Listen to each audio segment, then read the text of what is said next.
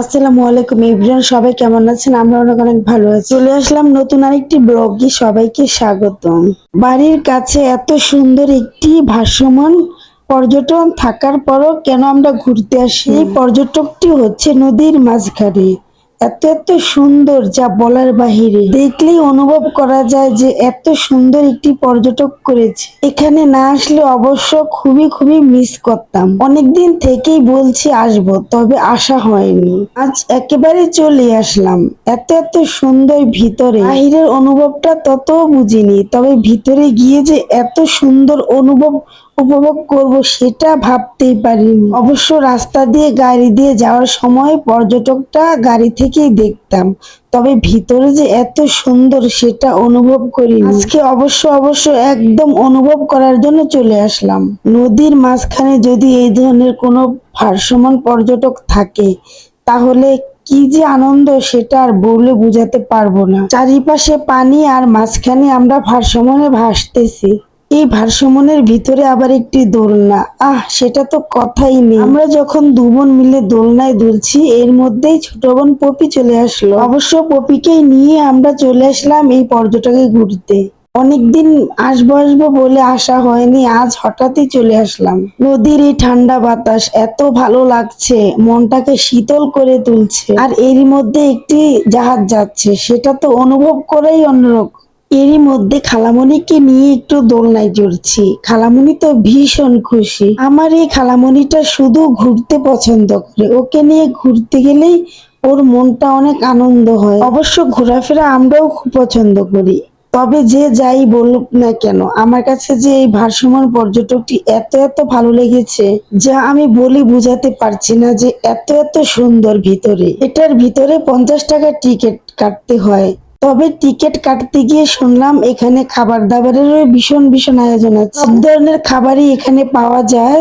তবে কি 50 টাকার টিকিট কাটতে হয় একজনের। আর টিকিট কাটতে গিয়ে ভাইয়া বলল যে এখানে যদি খাবার কিনতে যাই তাহলে টিকিট কাটার সাথে কিছু খাবারের দামটাও ছাড় দিবে।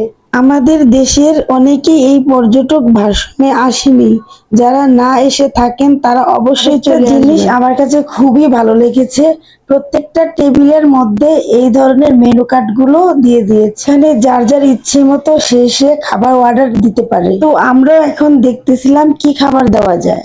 আমরা যখন এই পর্যটকে ঘুরতে আসলাম তখনই দেখলাম আকাশটা খুবই মেঘলা মেঘলা, তবে ভাবতে পারিনি এরই মধ্যে বৃষ্টি চলে আসবে। তো এবার আমি খাবার অর্ডার করতে চলে আসলাম। যাই হোক, আলহামদুলিল্লাহ আমাদের খাবারের দামটাও ভাইয়ারা ছাড় দিয়েছে। এখানকার খাবার দাবার গুলো খুবই মজা এবং ভাইয়ারাও খুবই ভালো ব্যবহার করেছে। নদীর পাড়ের এই ভাসমান পর্যটকটি যে এত সুন্দর আর এত প্রাকৃতিক, এর মধ্যে টিপ টিপ বৃষ্টি পড়ছে, এত এত ভালো লাগছে। আমাদের খাবারগুলো একদম রেডি। তবে এখানকার লাচ্ছিটা এত মজা, আলহামদুলিল্লাহ খাবার দাবার এত মজা, আর আমার কাছে খুবই ভালো লেগেছে লাচ্ছিটা। আজকে বাইরের ওয়েদারটা এত সুন্দর, বৃষ্টি এসে আরো আমাদেরকে আনন্দ করে তুলেছে। চারিপাশে নদী আর মাঝখানে আমরা, এরই মধ্যে টিপ টিপ বৃষ্টি পানিতে পড়ছে, কত যে সুন্দর লাগছে। কি বৃষ্টি দেখবো নাকি খাবো সেটাই ভাবতেছিলাম। আমার একদম ইচ্ছে করছে আমি উঠে গিয়ে নাচি। এদিকে আমার আপু আমাকে বলছে আগে খেয়ে নাও পরে নেচো। যে মধ্যে ঘোরাফেরা করলে মনটাও অনেক হালকা হয়ে যায়। এইদিকে ছোট বোন পপি নাকি লাচ্ছি খাবে, তো লাচ্ছি খেয়ে একদম পাগল হয়ে গিয়েছে। আমার এই ছোট বোনটি শ্বশুর বাড়িতে থাকে, ওকে আমরা অনেক মিস করি। এই ছোট বোনটিকে নিয়ে আসার জন্যই আমরা এতদিন এই ভারসম্যনে আসিনি। আমরা যখন আমার বড় আপুর শ্বশুর বাড়িতে যাই তখন এই রাস্তা দিয়ে যাওয়ার সময় ভারসম্যের দিক তাকিয়ে যাই আর ভাবি যে কবে এই ভারসম্যনে ঘুরতে আসবো বলতে বলতে ইনশাল্লাহ আজকে চলে আসলাম। এইদিকে পপি ফুচকা ভীষণ মজা করে খাচ্ছে। আমার ওর খাওয়া দেখে মনে হচ্ছে ও কতদিন থেকে ফুচকা খায়নি। অবশ্য আমরা সব বোন একসাথে হলে অনেক আনন্দ করি। বোনেরাই বোনেদের বিপদের সময় কাছে থাকে। তবে যাই হোক, ঘর থেকে বের হয়েছি, বৃষ্টি ছিল না, একদম টাটকা টাটকা রৌদ্র ছিল। যখন এই ভারসম্যের ভিতরে ঢুকেছি তখনও রৌদ্র ছিল। কিছুক্ষণ ঘোরাফেরার পরে তারপরে হঠাৎ করে বৃষ্টি এলো, আর আমাদের মনটা অনেক আনন্দে ভরে গেল।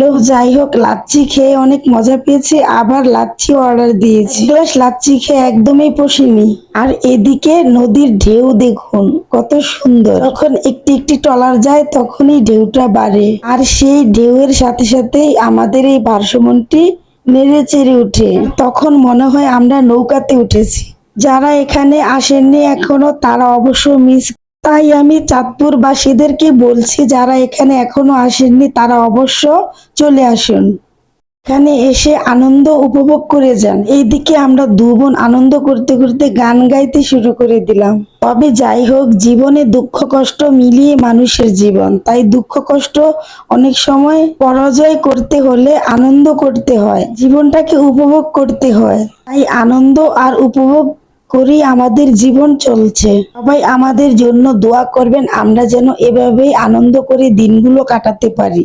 মনে শক্তি আর মনে যদি বল থাকে তাহলে সবকিছুই ভালো লাগে। আনন্দ করতে করতে আমাদের যাওয়ার সময় হয়ে গিয়েছে, তাই আমরা ভারসমন থেকে বের হয়ে রাস্তায় চলে আসলাম। এখন আমরা গাড়ির জন্য অপেক্ষা করছিলাম। তবে ভারসমনটি সন্ধ্যার পরে আরো সুন্দর লাগে। সন্ধ্যার পরে চারিপাশে লাইট জ্বলে, তখন দেখতে আরো ভালো লাগে। আমরা তো আর সন্ধ্যা পর্যন্ত থাকতে পারবো না, তাই সন্ধ্যার আগে আমাদের চলে যেতে হবে। তো গাড়ির দাম আমরা মোলামুলি করছিলাম, কারণ যেই টাকা দিয়ে এসেছি সেই টাকা দিয়ে আবার চলে যাব। তো আমাদের এই ভিডিওটি কেমন লেগেছে সবাই কমেন্ট করে জানাবেন। এখন আমরা গাড়িতে উঠে গেলাম, তো বাড়ির উদ্দেশ্যে রওনা দিব। সবাই আমাদের জন্য দোয়া করবেন। আমাদের ভিডিওটি যদি ভালো লেগে থাকে তাহলে ফলো দিয়ে পাশে থাকবেন। সবাইকে আল্লাহ হাফেজ।